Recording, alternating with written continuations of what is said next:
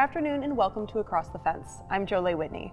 Public groups on social media like Facebook are great ways to bring people together with similar interests to share, post, and reminisce. Today we're going to talk about Burlington area history. This Facebook page has over 30,000 members and growing. The administrator of this page is Bob Blanchard. He's a Burlington native. He established the page in 2019 and has posted thousands of photos from buildings to ball fields. Welcome. Thank you. We're happy to have you. What got you interested in doing something like this? I've always been interested in history, but about 40 years ago I bought a book called Picturesque Burlington, which had a lot of photos of Burlington in 1893, and that really piqued my interest in local history. But I was so busy with career and kids and everything else, I didn't really get around to it until about 5 or 6 years ago. And what made you kind of put this interest online? Well, I was retired, and it's a long winter here, and I was kind of looking for winter projects, and I decided to put myself out there, and first I joined another group that dealt with Burlington stuff, and I posted there quite a bit, but after about 6 months of that, I decided I wanted to have my own group with my own photos and stories and everything else. Sure, go out on your own. Yep. And where do you get your photos from? Oh, hundreds of sources. The main place is UVM Special Collections. There's other special collections around. Vermont Historical Society has a lot of photos, State Archives. The list is endless, really, of a lot of online sites. So many places. Nice, a bunch of different locations. Right. Yep. Perfect. And we actually brought you to bring a couple of your favorites today, and so we'll put those up on the screen, and you can tell us about them a little bit. So how about this first one? Can you tell me about this? Yeah, that is a photo of the very first textile mill in Winooski, right across the river from Burlington. Everybody is familiar with the old American woolen mill buildings that are still there. This was built before any of those. Was the Burlington Woolen Company. 1853 this was built, and it's just a little downriver from, or was a little downriver from where the existing mill buildings are. This burned about 100 years after it was built in the 1950s. Oh wow, so it's been gone for a little while. Yep. This is the Frank R. Wells mansion. This is one of my pet projects. I knew about this, but I was never able to find photos of it. It was the last great estate, the last mansion built in Burlington. It was right in the heart of the city, between Summit Street and Willard Street, and built around 1915. It only stood for 42 years. It's got a long, interesting story, which I can't get into now, but this was torn down in 1958. And you said that was one of the only remaining photos that you could find? I never found an actual photo. That was from a magazine, an architectural magazine. Yeah. Oh, interesting. The only one I've ever seen. Nice. Yeah.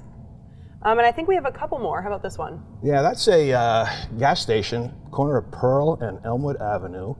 Again, a long, interesting history. There was a huge boarding house on that corner, which was moved.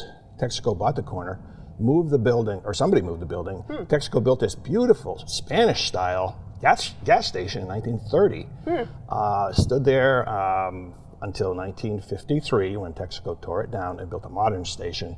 And then 6 years after that, the federal government took it and tore the new station down and built the federal building. Oh wow, so a couple of gas stations and then it went to government. Right, yep. Mm-hmm. All right, how about our next one here? That is Bailey's Music Rooms. Anybody my age, around my age will remember Bailey's. They were in Burlington for 123 years.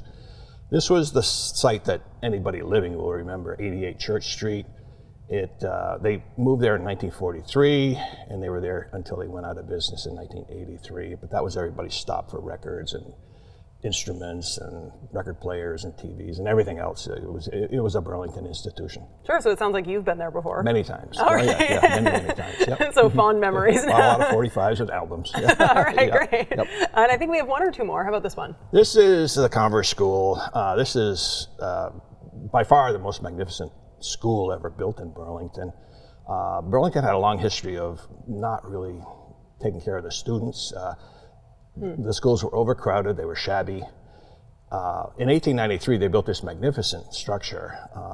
It was all stone and brick with a beautiful stone bell tower. Unfortunately, over time, it was neglected. The bell tower had to be removed in 1961. And then in 1966, it was demolished as part of the Burlington Urban Renewal Program. And you mentioned that before. There was a whole neighborhood. Blocks, and 6+ blocks of of homes and businesses that were just totally obliterated, and that was in the wrong place, so that went too. So do you have a lot of people, like if you post a photo like this, will people respond with other photos they found in the same place? Don't really get a lot of that. I get a lot of comments. You know, there's a lot of reminiscing about things people, you know, remember from their own lifetime or maybe their parents. That's nice. But some people post photos, but there's not a ton of that, I wouldn't say. Sure, and you actually mentioned comments a minute ago, and you have an example of maybe something that garnered the most attention. Can you tell me about that? Right. This is the post. Posts often have more than one image, and this one I picked 5. There were like 17 images on this post.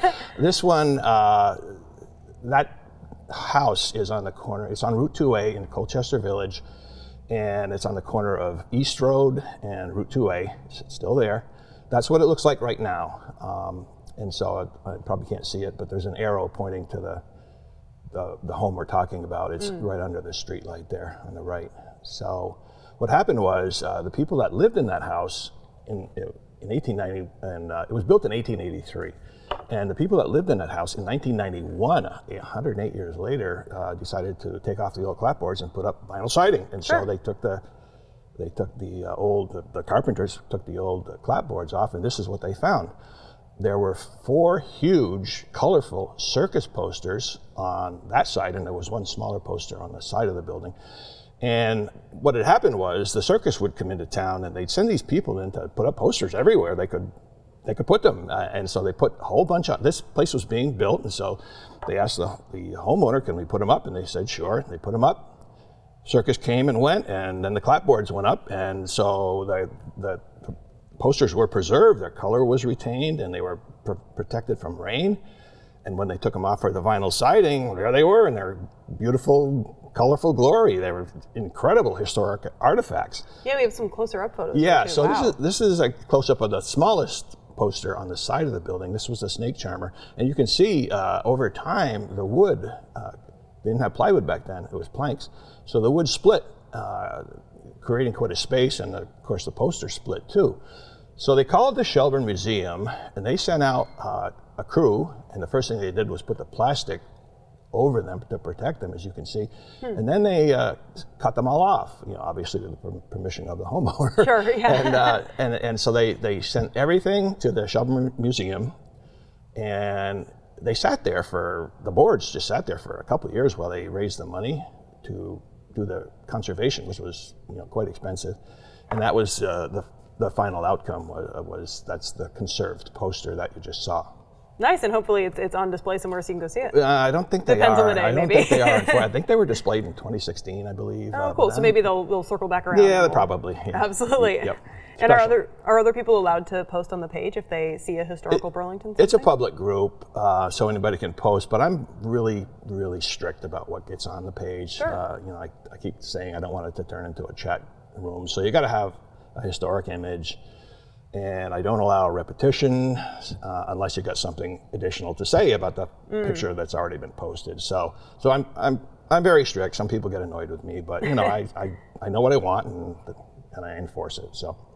And it sounds like you have some pretty cool photos and you know a lot about the history. Is this all context that you provide when you post?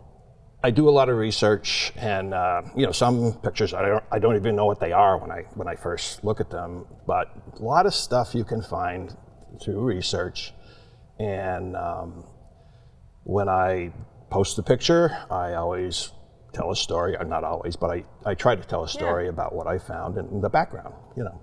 All right. Speaking of background, a lot of people might not realize now Church Street, of course, is only a pedestrian road now, but back in the day, people used to drive on it. Do you have a favorite photo of that time? Yeah, this is the one I picked. There's so many of them, of course. This is from 1965. The reason I picked it is not only does it show the cars, it was one way at this point, and it was two-way for many years. This picture still has all the overhead signs. You can see they call it the optical center clock on the left. It was the Bureau jeweler clock. They were the ones that actually put that clock up. That's still there. Most of the overhead signs in the picture are gone. There was a purge, and not long after that photo was taken of almost all the overhead signs in Burlington. And I like them because you can look up the street and see the business names, you know. And there were also some nice painted wall signage. images in that photo of Center's Discount Department Store and Abernathy. So that picture has a lot of interesting aspects to it, in addition to the cars. Yeah, absolutely. A lot of different parts of the history. Right. And are there certain photos that you find garner the most interest? Oh, definitely. No, there's no doubt about it. It's just photos that I call nostalgia photos. These are photos that are, not old enough where everyone who would remember them has died. So people are much more interested in things that they remember in their own life experience, particularly places where they went to have a good time, like snack bars, stores where they went to shop, favorite stores, restaurants, movie theaters, things like that, bowling alleys, What was something that a photo you found in your research and you said, oh, I didn't know about that? Yeah, okay, so this is actually a radio tower of WCAX, which was only a radio station at the time. This, you can see it towers over the city of Burlington. It was 250 feet high, right in the center of downtown on College Street. And you can see City Hall to the left and how much taller this radio tower is than City Hall. And it was only there for about 5 years. It was put up in the late 30s and taken down in sometime during World War II. And that was the only, they used to have, when the war started, they had a lot of blackout drills, and that tower was the only structure that was able to keep its light on because it would be a hazard to navigation to not have it lit. Sure, I wonder if that was one of the reasons where they're like, get out of here. I don't know. I'm not sure why they took it down. All right, and if anyone's interested in joining the group, is it open to the public? Yeah, it's a public group. Anybody can join. Sure. All right, well, thank you so much for joining us today. No, you're welcome. And that takes care of our program for today. My thanks to the always picture perfect crew behind the scenes here at WCAX. I'm Julie Whitney. Have a good one.